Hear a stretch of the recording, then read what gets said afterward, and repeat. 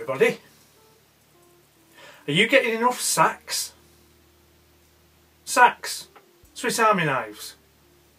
Box 5 of my collection is filled entirely with Swiss Army knives.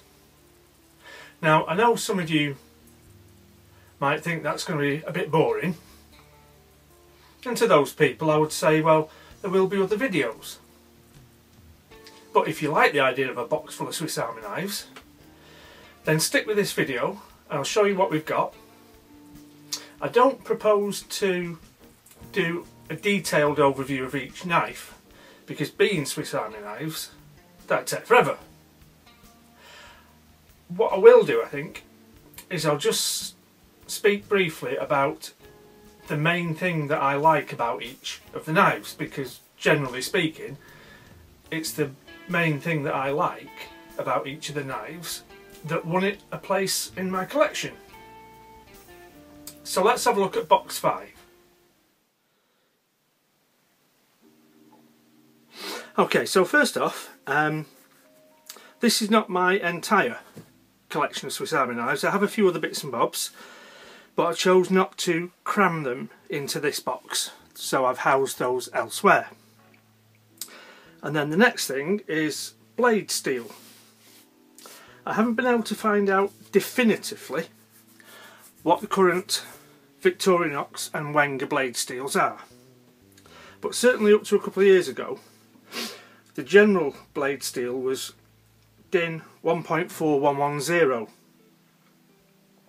which has 13 to 15% chromium, which is why they're very rust resistant, and 0.48 to 0.6% carbon, although sometimes I believe they use 1.40034, also stainless but with slightly less chromium and slightly less carbon. And 1.4034 doesn't have any molybdenum or vanadium, which 1.4110 does have a little of each of those. The Wenger blade steel, I don't know what that is, but given that Victorinox have owned Wenger since 2005, I think it would be reasonable to assume that recent Wengers, at least, will have the same steel as Victorinox.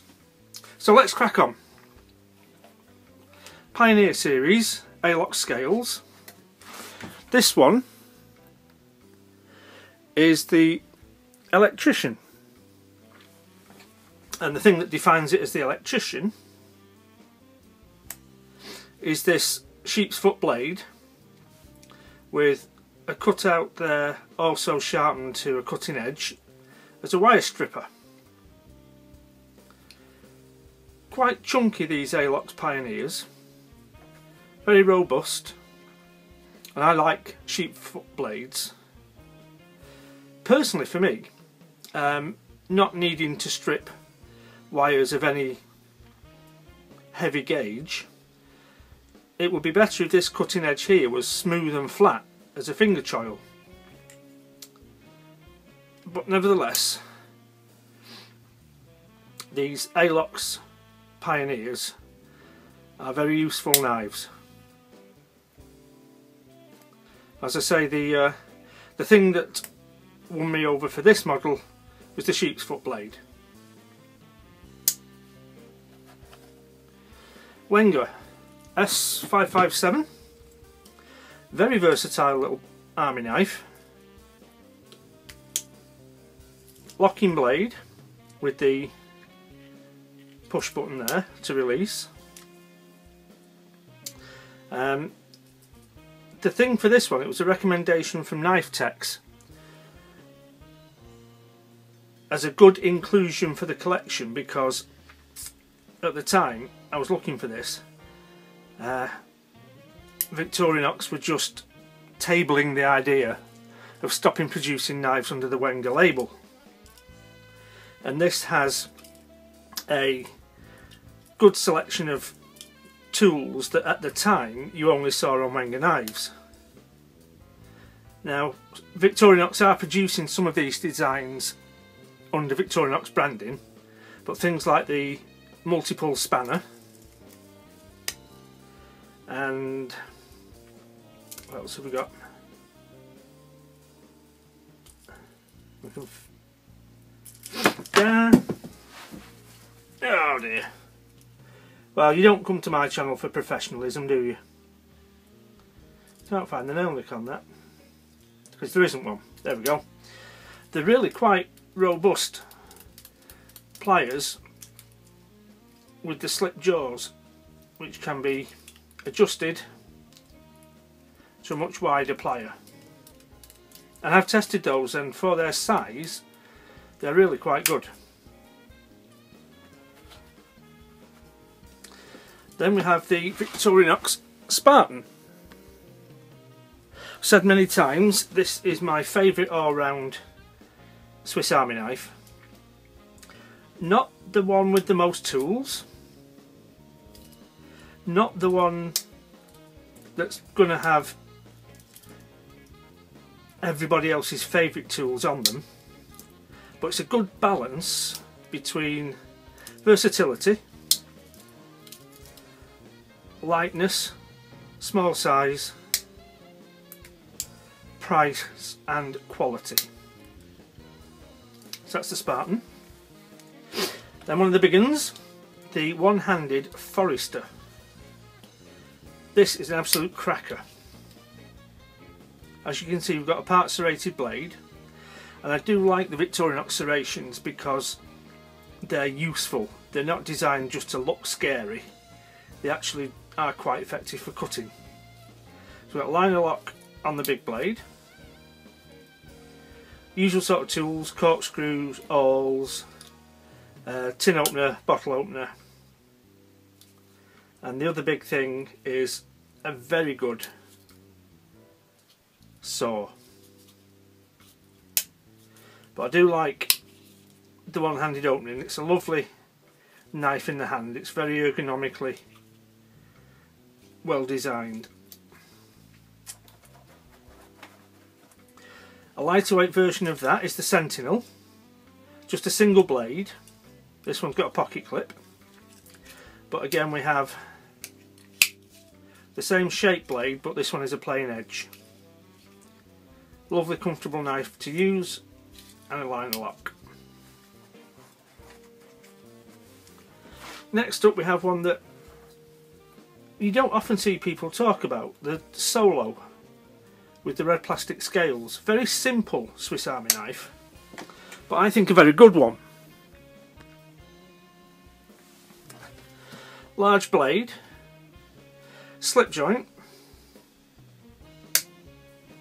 The matte plastic handles with this crisscross texturing are very grippy. I'm quite confident that wet hands and cold hands would still be able to get a good safe grip on that handle. So the single blade makes it easy to clean, good for food prep. Lanyard hole, very nice. Not an expensive knife if you can still find it. The next one's a bit special. It's a serrated Spartan, but this has had the Knifetex treatment. On the serrated main blade, he's given it a sheep's foot profile. We've got jimping on the back and on the underneath there. Jimping on the tail there. And these are replacement scales. It would have come, I believe, with red scales normally. And when this was released, I think it was sold as the Weekender. And Knifetex's theory is that a bunch of these serrated blades were found in the factory, and they released a bunch of knives to use them up, referred to as a serrated Spartan rather than the Weekender that I think it was originally. Then we've got an odd one, the Executive. Small pen blade, slim large blade, scissors, tweezers, toothpick, so it's all looking very practical up to now. But then the thing that sets it apart is this orange peeling blade, which I found to be, quite honest, fucking useless. I have had a message since then saying that I was not using it in the correct way, and I'm quite happy to accept that. But to be honest, I don't peel oranges anyway. I just cut them into 4 wedges and munch the inside out that way. But it looked interesting, and I'm sure if you get the technique, it would be a good little blade. But then it does seem to suggest that all executives do all day is sit around eating fruit and cleaning the nails, which wouldn't surprise me at all. Then we have another Wenger,